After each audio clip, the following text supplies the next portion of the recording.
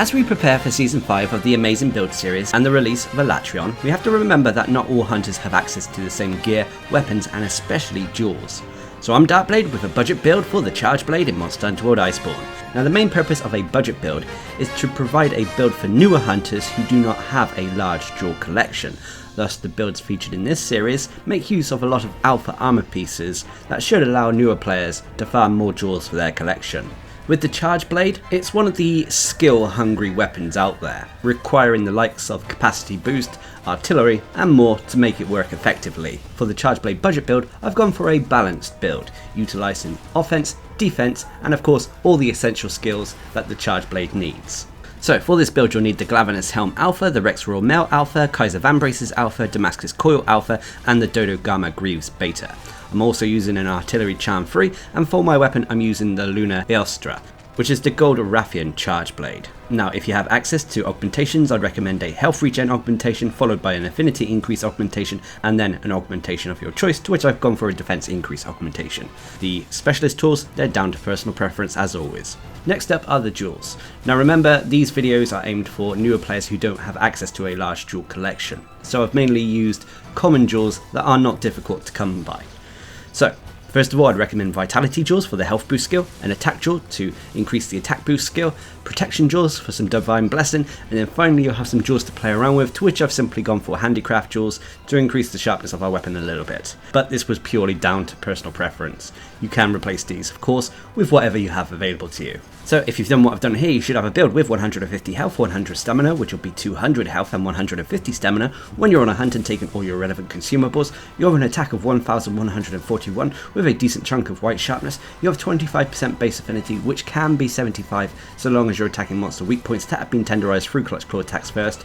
You have a poison rating of 420 with impact files, and you have an OK defense of 966. That is exceedingly strong against fire, strong against dragon, but unfortunately weak to water, thunder and ice. Now as for the skills, like I said, the Chargeblade is a skill hungry weapon, so we've tried to accommodate as many as possible here.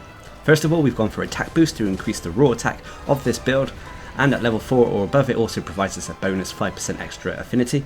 You have health boost level 3, allowing our health to get to that maximum of 200. You have weakness exploit level 3, which is a skill that increases our affinity so long as we're attacking monster weak points, and should these weak points be tenderized through clutch claw attacks first, this increase to our affinity is even greater. Weakness exploit at level 3 gives us a bonus 50% extra affinity.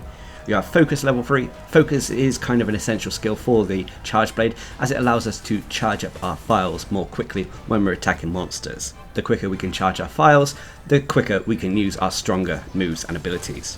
Anyway, you have Handicraft level 3, which is a byproduct of the jewels mainly. This basically will increase the sharpness of the weapon we're using, but it's not essential. Next up you have Artillery level 3, which is an essential skill if you're using impact files, as this will increase the damage of our file bursts when we're attacking monsters. So basically when we have a charged sword, it will increase the damage of the file bursts that occur after you attack with it.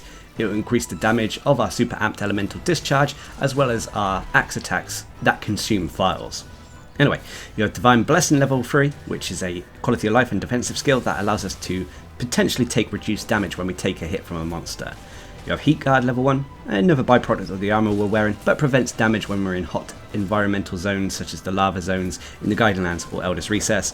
You have Capacity Boost level 1, which again is another essential skill for the Chargeblade. Capacity Boost basically increases the amount of files we can have. And finally you'll have Guard level 1, which is again an advisable skill for the Chargeblade. You only really need to invest 1 point in Guard with the Chargeblade, as when you charge up your shield, this combined with Guard level 1 means that you should be able to Guard point and block most incoming attacks with minimal knockback, allowing you to go into a Guard counter move if you so desire. But as the Chargeblade is heavy on the essential skills, this build unfortunately has no set bonus. But nonetheless, that is the budget build for the Chargeblade. Now every build out there comes with pros and cons, and this one is no different. In terms of pros, this build is a balanced build, making use of a decent DPS output thanks to attack boost, weakness exploit and artillery, combined with defensive and quality of life aspects such as health boost, focus and divine blessing. The second pro is that this is a build that can potentially deal fixed damage to monsters. This is all thanks to the Chargeblade's super amped elemental discharge attack and the follow-up file bursts. Thanks to making use of artillery combined with capacity boost, These type of attacks can deal fixed damage to a monster, so you don't have to worry about affinity or the monster's elemental or element resistances.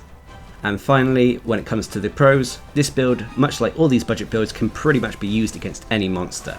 Even if a monster is slightly resistant to the poison element, you're still able to deal a decent amount of damage to it thanks to the raw attack combined with the artillery skill we have on this build. But unfortunately there are cons. There aren't major cons with this build, but there are a few. Firstly, I would say that this is a build that is lower in terms of defense, but this is because we are using a few pieces of lower tier armor such as the Dodogama Greaves and Glavenus Helm. And the other con is, unfortunately, this build is a jack of all trades, master of none. So it doesn't have the highest raw attack, it doesn't have the highest affinity rating, so on and so forth. So you may not get hunts done as quickly, but overall it shouldn't matter, as you should get them done comfortably. But regardless of pros and cons, this is an effective budget build for the Charge Blade, making use of all the essential skills that Charge Blades need.